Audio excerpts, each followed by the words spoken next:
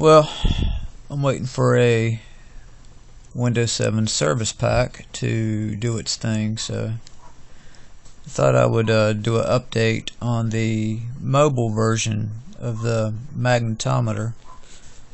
Here's its big brother. This is the one that plots to a to the PC over Bluetooth, which I'm still working on getting that fully implemented. Otherwise, it's pretty much done. This will end up on a circuit board in the end, and I hadn't planned on doing the mobile version until this was finished, but just to break the monotony of the projects, as I started getting into the mobile version, I found out it wasn't nearly as hard as I thought it was going to be. Now,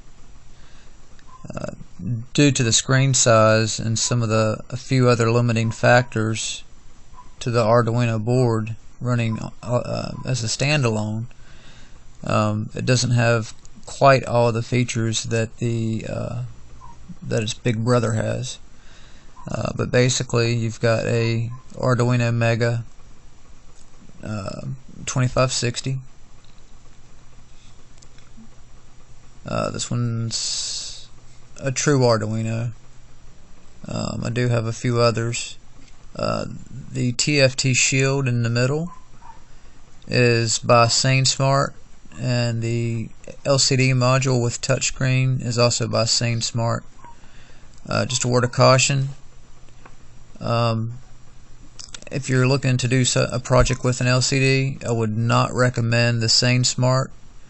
The quality is pretty good, but they have no support, and finding libraries that will work with them, you'll end up having to hacking those libraries to get them to work, especially the SD card, which is the only thing that I have not implemented on the mobile version yet.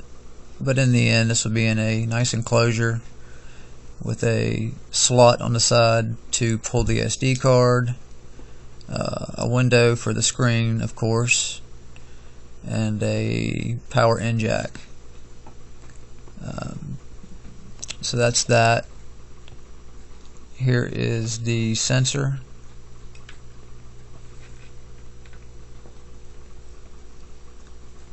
This is the Honeywell 3-axis sensor. And if I can do this with one hand, and if I can plug this in and film too, I'm going to power this up.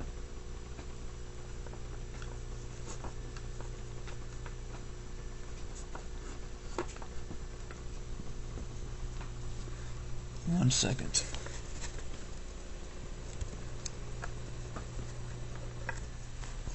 There we go.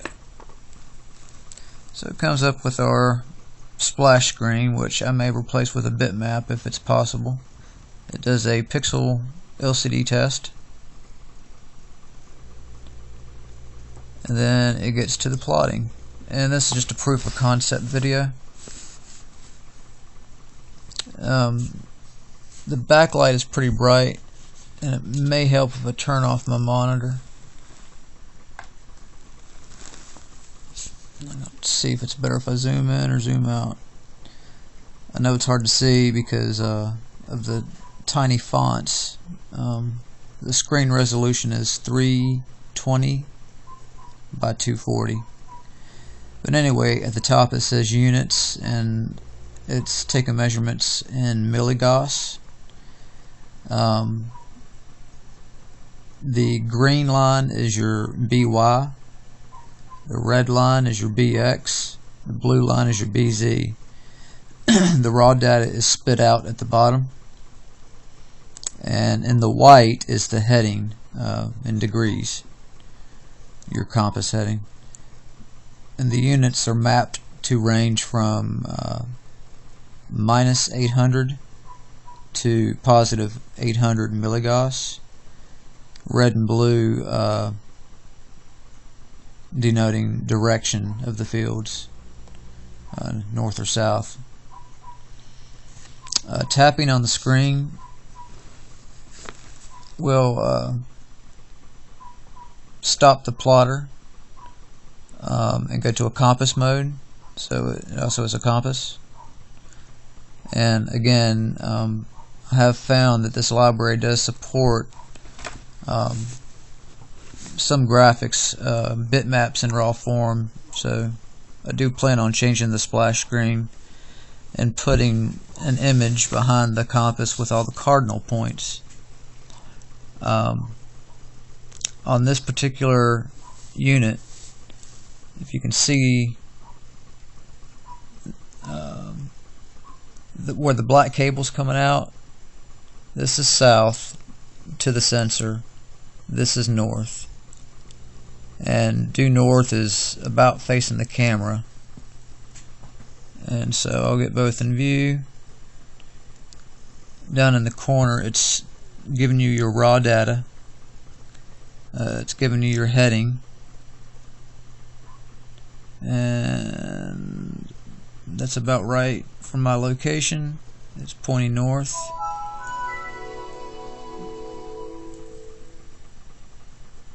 So turn it 90 degrees east. And it's also best to have this sensor flat, as you would a field compass.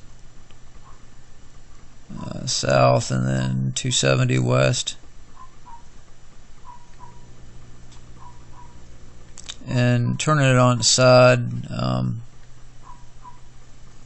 you can play around with it and see how orientation affects the compass itself. Usually it just flips the needle. It'll still give you a heading.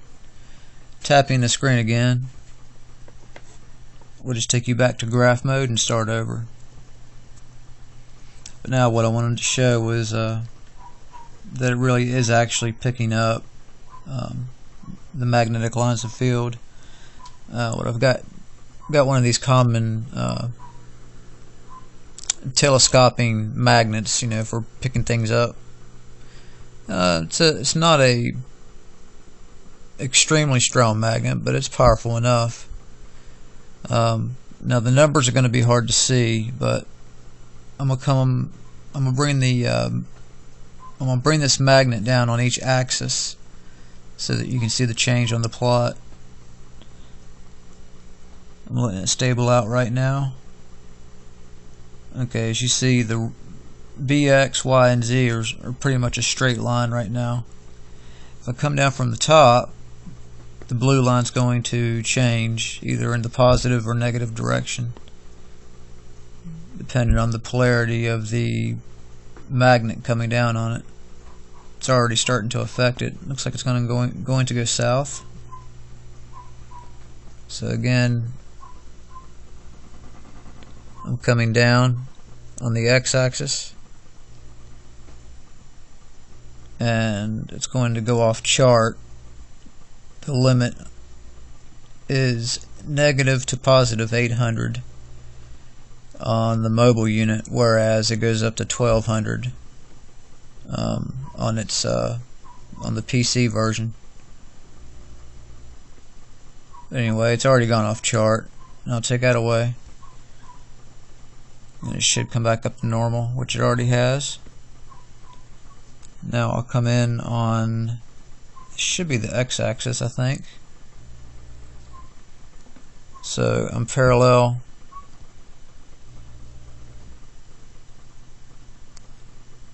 to the x-axis, and it looks like this is going to send it in a northerly direction,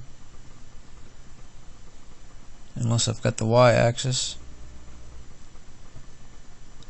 I think I'm on the y-axis. Pull the magnet away. Okay, I think that was the y-axis. So let's come at it from this angle here and see which axis that affects.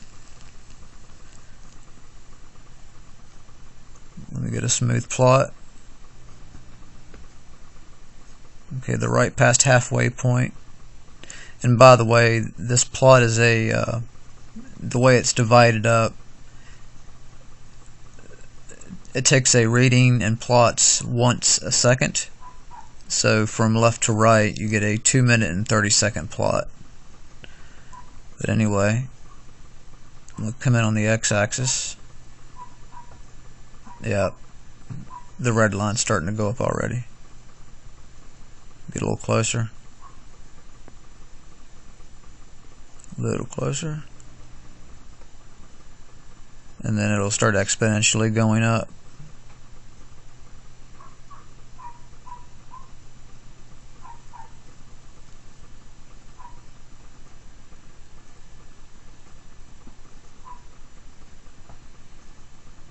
Take it away, and everything should go back down to normal. Just to get the Z to go in the opposite direction, if I come at it from the bottom, then we can probably get that to happen. So the trick is V to, that'll work as long as I can come at it from the opposite side. Okay, you know what, I'm going to clear the screen. I'll go into compass mode, and you can also see how the magnet affects the compass. Take it away.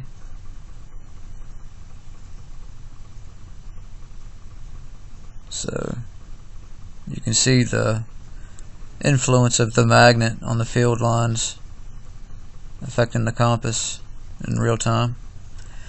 But back to the graph. Tap it. I'm going to let it plot a straight line for just a second to get a baseline. Okay, now I'm going to come from the bottom of the x-axis, and the blue line should go up.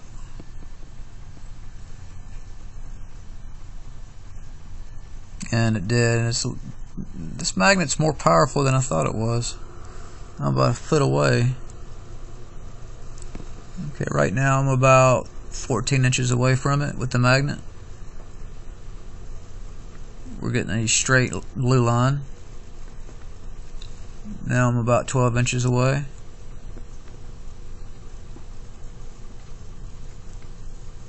And it does seem to be an exponential curve as you get closer. Now I'm just a few inches away, and you can see I'm affecting the y-axis too, so I'm not exactly dead on the z-axis. It's not affecting x, but it is. I must be coming in at an angle. But anyway, I'll do more demo videos later and get the two units side by side and do a comparison. I'll make another video when more progress has been made.